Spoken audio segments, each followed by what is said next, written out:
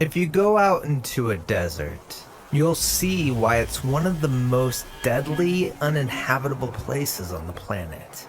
It's dry, and where there's no water, there's no life. This is the picture that we get on page 2 of Genesis. The story begins with a dry and desolate wilderness. But God provides a spring in the desert that becomes a source of life for plants and animals. And that's where God brings together a man and a woman so that humanity can flourish and spread the life of the garden. Exactly. And that garden spring becomes a river that flows out to water the entire world. And there can be enough for everyone. It's all a gift from God. And this is great. Humans in a lush garden, but as it turns out, they find a way to ruin it. Right. Despite all of this water that God's provided, it's like they still have a drought deep inside of them. This is an image of the human condition, how we're always thirsty for more. But more of what? Well, in this story, the humans want more wisdom to create more security and more control on their own terms. And tragically, it only leaves them more thirsty and suspicious of each other, and so they end up back in the wilderness. The humans have lost access to the water of life. And because of that, they can't spread God's life into the world. And so God needs to rescue them from the wilderness. Yeah, like in the story of Jacob. His selfish scheming ruined his family relationships, so he has to run from his problems out into the wilderness. But there, he finds a well, and he meets a woman. And this is like Eden, a man and a woman together by a source of water. Right. And then through Jacob, God creates the family of Israel. And he invites them to share in his own life so that they can be his partners in spreading that life to others.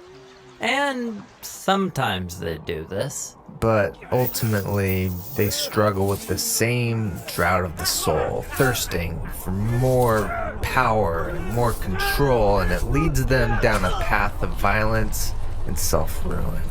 And so they find themselves in a new wilderness, captive to other nations. All this effort to quench our own thirst on our own terms, it's killing us. Yeah, the biblical prophet Ezekiel described Israel in exile as a pile of dry bones, scattered in a desert valley.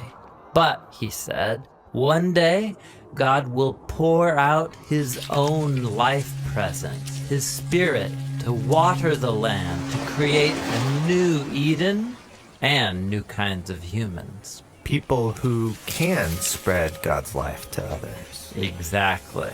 And so this brings us to the story of Jesus. Right. And there's a story about Jesus who goes to a well that Jacob used to own. And just like in Jacob's story, Jesus meets a woman. And he tells this woman that no matter how much water she drinks from this well, she'll always thirst for more.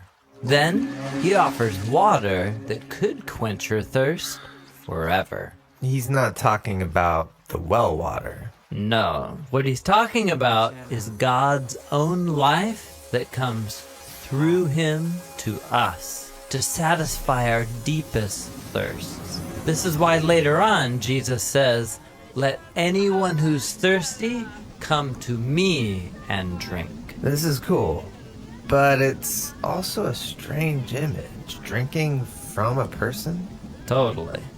And it's connected to another strange image we find in the story of Jesus' death on the cross. A Roman soldier thrusts a spear in Jesus' side, and there's blood.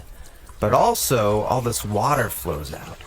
Yes, it's an image showing how Jesus' death is the fountain of life. From him, God's own love that would die for his enemies flows down and out into the world. After Jesus was raised from the dead, we're told that he sends the Spirit into his followers. Yes, to fill them up with God's own life.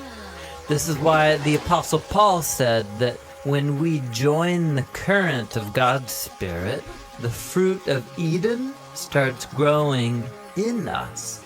Love and joy, patience and kindness, gentleness and self-control. People like that can create beautiful things in the world that bring life to others. Yes, like little streams of God's life that can come together and point forward to the beautiful scene that we find on the last page of the Bible. There's a new river of life.